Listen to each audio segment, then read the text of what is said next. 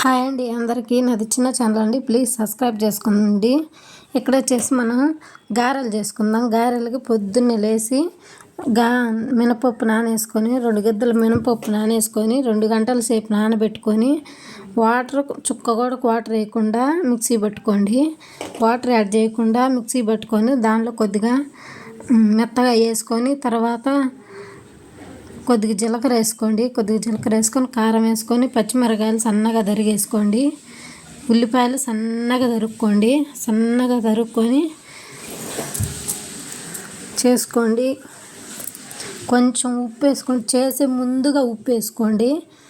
చేసుకుందాం అన్న టైంలో ఉప్పు వేయండి. లేదంటే ఉప్పు వల్ల పిండి అంతా జోరైపోతుంది. మనం సాగొట్టి నూనెలో వేస్తుంటే సరిగ్గా రావు జోరైతే. అందుకని చెప్తున్నా, ఉప్పు ఉల్లిపాయలు అవన్నీ చేద్దాం అనుకున్న టైంలో వేసుకోండి. పొద్దున్నే లేచి మినపప్పు నానేసి 2 గంటల పాటు నానబెట్టుకొని తర్వాత చేసే ముందుగా ఉల్లిపాయలు ఉప్పు కారం జీలకర్ర పచ్చిమిరపకాయలు అన్నీ వేసుకొని బాగా పట్టేలా కలుపుకొని దీనిలో బేకింగ్ సోడా కూడా కొంచెం వేసుకోండి. గారెలు అనేవి బాగా పొంగుతూ వస్తాయి, బాగుంటాయి, టేస్ట్గా ఉంటాయి. చికెన్లో కానీ మటన్లో కానీ చికెన్లో కానీ గారెలు అయితే సూపర్ టేస్ట్గా ఉంటాయి, అదిరిపోతాయి. ఒకసారి ట్రై చేయండి.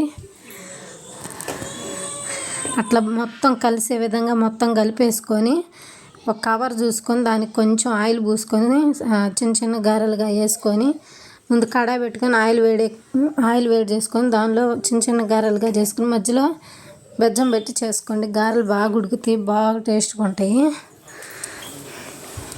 కొద్దిగా అడంగుండి వేయండి, లేదంటే నూనె వచ్చి మీద పడిద్ది. ఒకవైపు కాలంగా ఒకవైపుకు మార్చుకొని గారెల్ని చేసుకుంటూ గారెలు ఇవ్వండి. మేము మటన్ తెచ్చుకున్నాం. మటన్లోకి సూపర్ గారెలు సూపర్ ఉన్నాయి, టేస్ట్గా ఉన్నాయి. ఒకసారి ట్రై చేయండి, సూపర్ ఉంటాయి. ఇవ్వండి సూపర్ ఉన్నాయి. అసలు వేడి మీద సూపర్ ఉన్నాయి. ప్లీజ్ సబ్స్క్రైబ్ చేసుకొని లైక్ కొట్టండి.